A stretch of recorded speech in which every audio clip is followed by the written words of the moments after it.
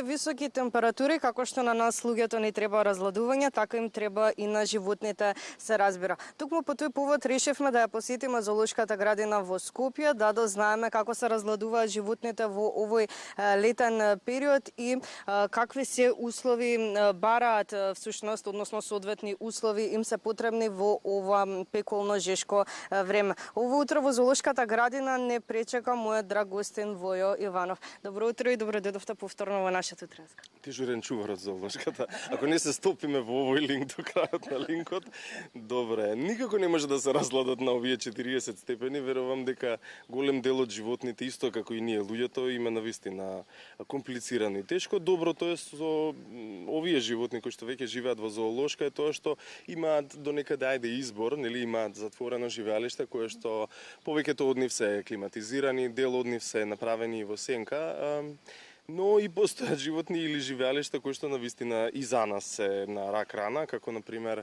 живеалиштето на мечките, кое што е и навистина старо и прилично амортизирано, но за жал во периодов немаме доволно финансии за да може тоа да се реновира, па пробуваме некако да импровизираме со црева, повеќе да се оладат, колку што може да се отворат бункерите за да можат да имаат еден барем пристап или дел до некаква подлабока сенка, што за нас зоонегователите го прави малку покомплицирано, бидејќи замислете дека сепак нашето работно време не е во канцеларија и поголем дел од нас не го сакаат тоа, но замислете ги вашите 15 минути чекање на автобус и нашите 8 часа работа на отворено, постојано да сте со фактори, да се заштитите, во исто време имаме прашина, имаме сено, имаме сите овие алергени кои што за дел од луѓето се исто така комплицирани, што значи дека нашата работа и така како се отежнува, но веројатно пак ќе кажам, ако не си ја сакаш работата, еве, па дури и како зоонеговател, веројатно нема да придонесеш за благосостојбата на животните, колку и да ти е тоа дел од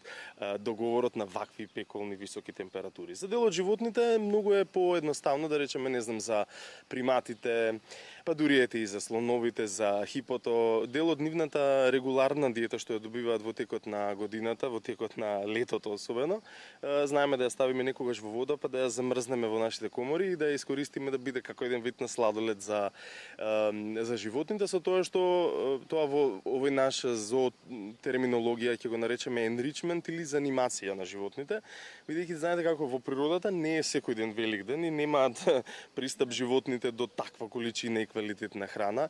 За голем дел од работите, нели, животните талкаат со километри, а за жал овде во Скопска котлина ние на краток или мал простор треба да импровизираме нешто што може би ќе ги задоволи до некаде нивните природни потреби, а тоа е да се качат, да копаат, да бараат, да истражуваат. Да речеме за фламингата, многу е тешко на вакви високи температури да направите кал, а тоа е за нив омиленото спа задоволство во текот на летото, а тоа е постојано да цапкаат во кал. дури нели фламенко, оној танц со цапкањето на нозете, всушност произлегува токму од нивниот кејф да седат во кал, тие се прави прасења од птици и уживаат во тоа, бидејќи всушност и нивната природа или нивните нозе се направени да постојано цапкаат во нешто влажно, не сакаат да се во суво, знаат да имаат како кај луѓето жулј кога ќе се појави, така и кај птиците, дел од нив имаат значи потреба за такво нешто. Некои од животните, да речеме, дури овие берберските овци ќе ги видите, тоа се животни кои што ајде, нели се пентарат, се качуваат, ги знаеме, му уживаат да се бањаат во кал заради тоа што во вакви високи температури тие си прават еден природен фактор за заштита од УВ и практично и слоновите исто. Ќе ги видите дека знаат да цапкаат во кај водата, да си направат самите кал, да си направат спа третман и потоа самите да се фрлаат на телото со истиот и всушност на тој начин самите си прават заштита. Колешката Маја знае да рече, абе пингвиниве гледаш каде се, така? И ја викам, па да, тоа значи ставај фактор. Бидејќи штом се појави сонцето во агол кој има недозволен УВ, за нас тоа е доволен репер, штом се повлекле под сенка. Веќе знаеме дека е време за факторче, заради тоа што сигурно УВ зрачењето е високо. Да, пингвините ги спомнав, честа асоциација, затоа и тука застанавме. нели на голем дел од луѓето пингвини во Скопје на 40 и 100, тоа е малце комплицирано навистина, но овие нашите доаѓаат од Чили и од Аргентина, што значи дека до некаде климата на Скопје не оваа им одговара, ама до некаде 20 и нешто, најмногу 30 степени, но заради тоа ни направивме една ладна соба во која што тие може да искулираат кога сакаат, и ненаут се вика, имаат отворена вратичка, кога сакаат влегуваат под сенка, кога сакаат излегуваат, имаат огромен базен кој што се филтрира и лади под земја и потоа повторно водата се враќа, што значи дека имаат право на избор. Генерално земено, дали се потешки условите во зима или на овие пеколни температури, бидејќи имаме правено вклучување и за во зимски услови за животните? Да. Знаете како пак ќе речам, сега некако себично од аспект на мене и моите колеги, зоонегователите се тие на кои што на вистина им е тешко. Верувајте исто како на луѓето што се сочувствувам на сите оние професии кои што работат вака на отворено. Верувајте дека не е едноставно да работите во едни такви екстремни услови каде имате минус и плюс. Дури и климата во Македонија, мислам сите може да признаеме дека она што го учевме во буквар не соодветствува баш со она во реалноста во последниве особено 2-3 години, што пак е доказ дека многу лошо мислам сите луѓе, општеството, светот функционира во една малку лоша насока во однос на екологијата и навистина ја уништивме и ја променивме климата. Овој или оној како виновник како го лоцираме, сепак фактот е дека планетата се менува и климата се менува. Веројатно и зоолошката во следниве години ќе треба да посвети навистина време и простор во нашиот едукативен процес, бидејќи ние треба да сме едно надоврзување на образованието кое што го нуди државата, а да нудиме некоја неформална форма на образование, каде всушност ќе треба сите овие аспекти да ги запазиме, заради тоа што директно, па и индиректно влијаеме навистина на климата.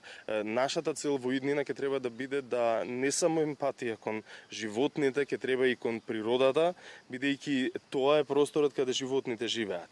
Ако вие денес не апелираме дека ќе треба да ги полеете дрвцата за да направите сенка не само за вас, туку и за дел од птиците, за рептилите, за урбаните диви животни кои што живеат на улица, ако не оставите легенче за птиците да се напијат малку вода, сите канали или сите паркчиња ги пресушивме, нели? Ги урбанизиравме.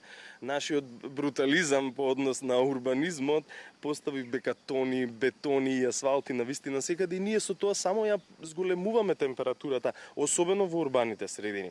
Значи, пробајте да размислите како и вие можете да влијаете. Затоа и ќе видите дека во дел од градината имаме поставено јавно дека компостираме дел од нашиот отпад, правиме природни сенки, дел од нашите тревници намерно не ги косиме, го викаме мозаично косење, бидејќи парцијално, нели, на еден дел косите, колку да не го викаат змијарник луѓето, ама на друг дел го оставаме заради тоа што нели треба да ги потсетиме дека дури и пчелите се важни во нашиот екосистем. Така, при самиот крај ќе ве прашам и пред да се стопиме, со оглед на тоа дека им треба посебна полесна храна на животните, не само во лето често се случува посетителите да им даваат храна, колку прават лошо со тоа што им даваат храна и кој е најдобар период, односно од текот на денот за посета на зоолошката, со оглед на тоа што и ние се стопивме. Да, брзата храна, повторно ќе кажем, веројатно пак ќе кажем, зоолошката мора да еволуира и во тој аспект, да самите луѓе, посетители ги предупреди за нивното конзумирање на храна. Кратко ќе пробам приказната за нашите пингвини, дури дел од нашите бебиња пингвини што се родија овде се изведува во зоолошката, например две ги викаме чија и киноа. Со една идеја да ги асоцираме луѓето на некаква екзотична храна која тие постојано ја конзумираат. Да, тоа е добро. Но од друга страна пак ги посетуваме дека тие пингвини потекнуваат од Јужна Америка, каде чија, киноа, дел од нашите агаве, сирупи и слично, всушност и се садат и одгледуваат, но за нас како конзумеристи овде во Европа. И сега замислете таа храна да стигне на вашата порција, колку време патува, колку загадува и колку еколошки промени ќе направи како оваа температура. Затоа сите ние сме одговорни и вие кога ќе речете, нели, тамо некаде не загадуваат, тука некаде ни влијаат на климата, помислете дека и вие сте дел од соучесниците во овој процес. Само една банана, замислете колку време треба да допатува за да дојде на вашата трпеза. Колку при тоа загадува во целиот процес на транспорт.